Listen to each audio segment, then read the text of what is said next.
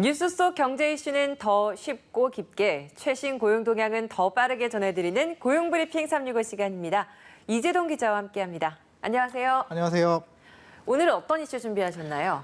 네, 오늘은 심심한 사과 말씀드립니다. 얼마 전 한 회사의 SNS에 올라온 이 글이 뜨거운 논쟁거리로 떠올랐습니다. 맞아요. 여기서 심심하는 매우 깊고 간절하게 마음을 표현한다, 이런 한자어입니다. 하지만 일부에서 지루한 사과로 잘못 이해를 하면서 논란이 된 겁니다. 그런데 이런 논란이 처음은 아니죠. 대체 왜 이런 일이 반복되는 걸까요? 이슈픽에서 짚어보겠습니다. 네, 이 심심한 사과라는 그 말의 의미를 두고 최근에 인터넷상에서 정말 웃지 못할 논란이 있었습니다. 이게 논쟁으로까지 이어졌잖아요. 네, 그렇습니다. 사건의 발달은 심심한 사과라는 글에 항의하는 글이 폭주를 했다고 합니다.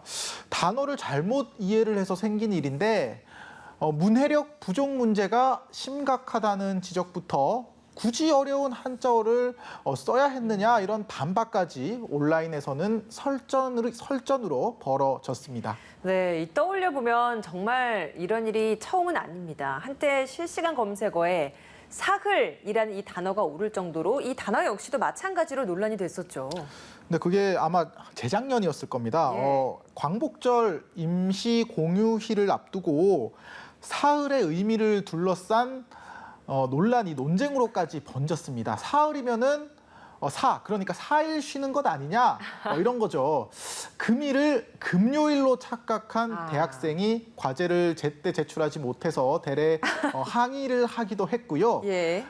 서류 수리하다가 역시 본 뜻과 달리 받아들여져 논란이 있었습니다. 고지식하다, 역시 높은 지식으로 해석하는 일도 벌어졌고요. 네, 지난 몇 년 사이에 유독 이런 문해 능력 논란이 좀 많이 일었던 것 같아요. 네, 맞습니다. 이렇다 보니까 3년 사이에 글을 이해하는 문해 능력 논란을 일으킨 단어들을 조합한 문장이 떠돌기도 합니다. 아, 그래요? 예, 제가 한번 읽어보면 네. 금일 심심한 사과를 드리면서 사흘간 무운을 빕니다. 뭐 이런 문장입니다. 이게 이런 상황에 한국의 실질 문맹률이 높아 젊은 세대의 이해력이 떨어진다는 주장들이 힘을 얻었지만 실정은 다르다는 지적이 나오고 있습니다. 단어의 정확한 뜻을 이해한다는 의미의 문해력이 떨어진다라고 해서 실질 물맹률이 높다는 주장도 있었는데 이게 사실이 아니라는 건가요?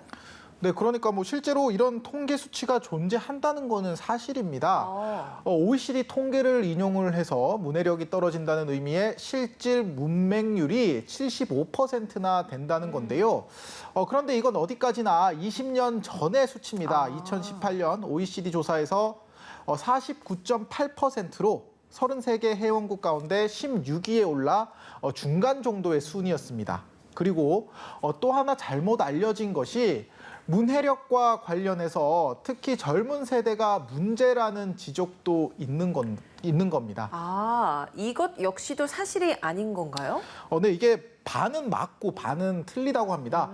국제학업 성취도 평가에서 한국 학생들의 읽기 영역 점수가 떨어지는 추세인 건 맞습니다. 그래도 다른 나라와 비교하면 상위권입니다. 최근 조사를 보면 세부 영역별로 가장 낮은 등수가 8등입니다. 오히려 한자 교육을 받은 중장년층의 문해력이 낮은 걸로 나왔는데 일부 이런 어휘력 논란을 세대 간 문해력으로 따지는 건 엉뚱한 진단이라는 얘기입니다.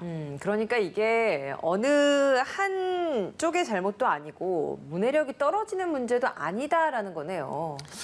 네, 그렇습니다. 전문가들은 이게 뭐 세대별로 쓰는 언어가 다르고 또 이게 언어 교체기를 맞아서 이런 현상이 벌어졌다, 이렇게 해석을 내리고 있는데요. 혹시 이런 단어 아시나요? 뭐냐면은 알잘딱깔센, 킹받네, 삼기다. 좀 낯설어 보이는 단어인데 혹시 뜻 알고 계실까요? 아니, 이재동 기자님도 지금 처음 읽어보시는 표현인 것 같은데. 네, 저도 처음 봤습니다. 네. 저는 지금 들은 얘기 중에 킹받네만 알겠어요. 네, 그래도 뭐 젊은 층에서 자주 쓰는 단어 하나 정도는 알고 계시네요. 나머지는 이게 참 해석 사전이 필요할 정도인데요.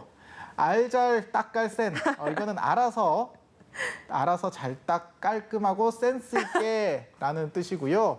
삼기다는 사귀기 전 이른바 썸을 타는 단계를 말합니다. 그리고 시대상을 반영하는 말이나 인터넷 1인 미디어와 게임에서 쓰는 용어가 많다 보니까 오히려 기성세대에서는 이런 단어를 잘 모르는 경우가 많습니다. 와, 저도 오늘 진짜 처음 들어보는 단어들이네요. 이렇게 가다가 보면 정말 세대 간의 언어 단절 현상 심해질 수밖에 없겠는데요.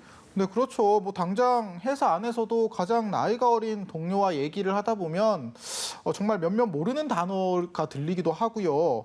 특정 집단끼리 은어를 쓸 수 있고 어려운 전문 용어를 쓸 수도 있지만 모두가 소통하는 공간에선 쉽고 순화된 말을 써야 할 필요가 있겠죠. 신조어가 아니라 어려운 한자어도 시간이 갈수록 많은 사람이 쓰지 않는다면 공공의 영역에서는 쓰지 않는 것이 바람직할 겁니다. 예, 이 모든 사람이 들었을 때 오해의 여지가 없이 바로 이해되는 그런 언어인 게 가장 좋긴 하겠지만요. 사실 이런 사태가 반복되는 가장 근본적인 이유는 내가 모르는 단어를 접했을 때 어떻게 하느냐, 이 부분에 따라 달라지는 것 같아요. 네, 맞습니다. 뭐 설사 심심한 이 말이 좀 약간 거슬리는 단어였더라도 맥락을 생각해보고 한 번쯤 이 단어가 무슨 뜻인지 찾아봤다면은 그쵸. 사실 뭐 이런 논란이 생기진 않았겠죠. 맞아요. 소통 상대방에 대한 신뢰가 없었던 거다. 뭐 이렇게 볼 수도 있겠고 반대로 이런 단어를 모른다고 해서 조롱하고 문해력이 떨어진다고 비판하기 전에 한 번 더 설명을 하고 이해를 구하는 배려도 필요해 보입니다. 예, 서로 자기 입장에서 한 번 더 또 생각을 해보고 하는 게 필요하겠네요. 좋습니다. 자, 오늘 한컷 이슈도 볼게요. 한컷 이슈는 어떤 소식인가요? 네, 나홀로 사장인 1인 자영업자나 중소사업주도 본인이 사업을 접거나 다쳤을 때를 대비해 고용보험이나 또 산재보험 혜택을 받을 수 있다는 것 알고 계십니까? 아직 관련 제도를 모르는 사람이 많아서 가입이 더딘 상황이라고 하는데요. 그래서 근로복지공단에서 한 달간 집중 홍보에 나섰습니다. 자영업자의 경우에도 폐업을 하면 실업급여를 받을 수 있다는 거군요. 네, 그렇습니다. 자영업자가 고용보험에 1년 이상 가입을 한 뒤에 매출 감소 등으로 폐업하게 됐을 경우에 똑같이 지급이 됩니다. 가입 기간에 따라 최대 210일까지 실업급여를 받을 수 있는데요. 이때 국비 지원을 받아 내일 배움 카드를 이용한 직업훈련과 교육도 가능합니다. 비용 부담도 덜 방법이 있는데요. 공단에서 혼자서 일하는 1인 자영업자의 경우에는 고용보험료의 20에서 50%를 최대 5년까지 지원하고 있기 때문입니다.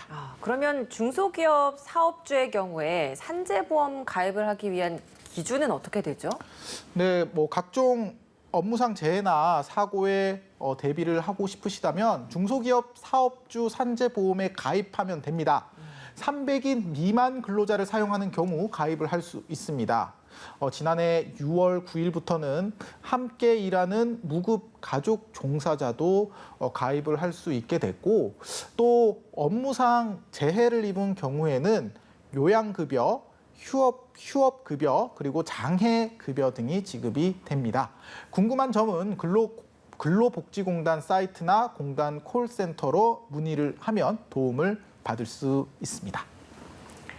네, 우리 사회가 읽고 싶은 부분만 잘못 읽어내거나 엉뚱한 의미로 해석하는 불통의 시대를 살고 있는 건 아닌지 돌아보게 되는데요. 결국 서로 소통하려는 노력이 가장 필요한 게 아닐까 싶습니다. 오늘도 이재동 기자와 함께했습니다. 고맙습니다. 감사합니다. 지금까지 고용브리핑 365였습니다.